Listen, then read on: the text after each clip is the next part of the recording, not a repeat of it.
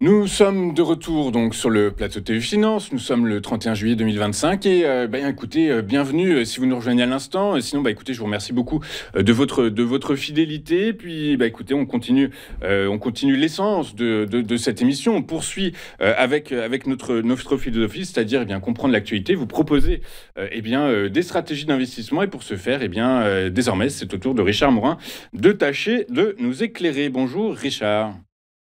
Bonjour Louis-Antoine. Salut, ça va? Pardon, bonjour Richard. Vous Oui, êtes... ça va.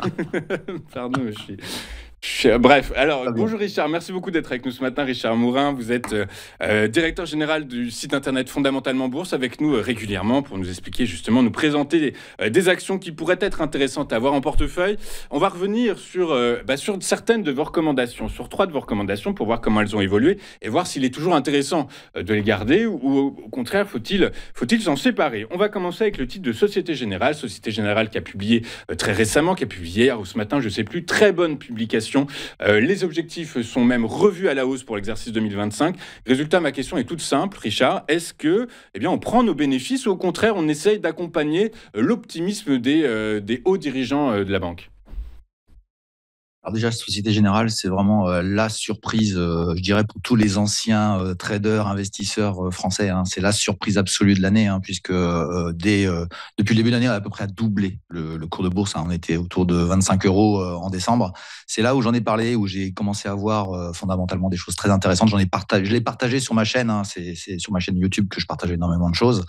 Et j'ai été très positif sur une valeur que j'ai détestée pendant des années, je dirais même peut-être même des dizaines d'années. Et le paradigme a changé.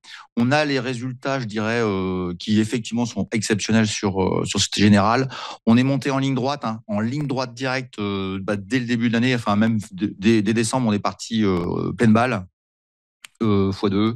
C'est extraordinaire. C'est le dossier de l'année sur le CAC 40, hein, qu'on soit très clair.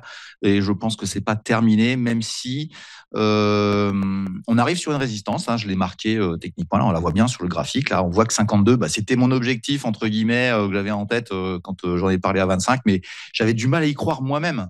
Et pourtant, ça l'a fait. Alors, le secteur bancaire a évolué énormément. La courbe des taux aide à augmenter les bénéfices. Donc, je dirais que toutes les bancaires sont haussières, mais celle qui a le plus monté, écoutez bien, le plus monté en Europe, c'est la seule dont j'ai parlé, c'est la Société Générale. Alors j'ai vu que Commerzbank avait monté très fort aussi, mais j'ai bien vérifié. C'est bien la Société Générale qui a fait la meilleure performance en Europe au niveau bancaire. Et donc c'est vraiment c'est avec beaucoup de fierté, on va dire, que je présente ce dossier-là, parce que je suis pas très bancaire. Hein, j'aime pas ce secteur-là en soi-même. Et puis là, je trouvais que Société Générale avait plein de choses psychologiquement aussi intéressantes. Depuis des années, plus personne n'en avait en portefeuille et tous les gérants se sont jetés dessus pour en remettre un petit peu. Et ça a fait cette explosion. J'ai envie de vous dire, trend is your friend. Donc à partir de ce moment-là, ça devrait continuer à monter, mais je serais plutôt parti. Je commencerai plutôt à être neutre. Alors, c'est une neutralité positive ou est-ce que ça va s'arrêter? J'en sais strictement rien. Je vous ai mis des bornes, je vous ai mis des choses intéressantes à regarder. Et puis, je dirais que celui qui veut être acheteur aujourd'hui, c'est peut-être un peu tard. Et celui qui est dedans depuis le début, j'ai envie de vous dire, qu'il laisse, qu'il regarde et puis il verra bien ce que ça donne. Et puis, il met des stops éventuellement si ça retombe. Et puis voilà, il encaissera ses gains. Mais sinon, franchement, c'est un dossier. Ça fera peut-être encore 20% de plus. Hein, c'est fort possible. Peut-être pour ça, il faudra voir. Alors effectivement, il y a pas mal de facteurs exogènes, notamment quid de la poursuite ou non de l'assouplissement monétaire de la Banque Centrale Européenne, quid de l'impact du futur assouplissement monétaire, reprise de l'assouplissement monétaire de la Réserve fédérale américaine, comment les banques vont gérer cet afflux potentiel de nouveaux crédits contractés par les entreprises, les ménages, etc. Les investissements qui sont prévus de part et d'autre aux 4 coins de l'Europe. Donc effectivement, ça fait potentiellement, ça fait Après, quand même des catalyseurs assez importants. oui, oui, à vrai dire, la question, c'est qu'est-ce que va faire Christine Lagarde, entre guillemets, alors ce graphique, c'est pas le bon, hein, je me suis trompé dans les slides, celui-ci n'est pas le bon, c'est celui d'avant, voilà.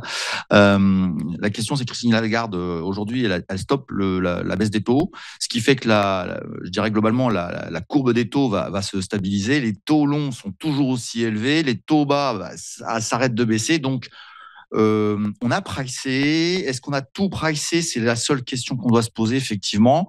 C'est pour ça que je suis plutôt parti dans l'idée d'une neutralité positive. Ça peut continuer la tendance, ça devrait continuer la tendance. De là à exploser, de refaire un x2 derrière. Bon, faut être modéré quand même, mais c'est possible, hein. C'est fort possible. Celui qui est dedans, franchement, faut pas lâcher, quoi. Et donc vous avez répondu à la question, potentiellement on est dedans, on lâche pas, mais si il est peut-être déjà trop tard pour investir sur le titre, du coup. Bah, techniquement, comme vous regardiez bien le graphe, je trouve qu'il y a un peu de dangerosité. Alors effectivement, on peut espérer une accélération qui casse ces résistances-là et qui fait que j'aurais eu tort de vous le dire. Mais il y a d'autres choses à faire, entre guillemets, il y a d'autres choses à faire ailleurs. Vous savez, la bourse, il y a tellement d'actions, il y en a 6500 sur toute l'Europe, hein, donc il y a de quoi faire. Mais franchement, on peut être très fier que la Société Générale, après 15-20 années de catastrophe, a réussi à se retourner. Et ça, c'est vraiment une belle nouvelle industrielle, tout simplement, pour la France.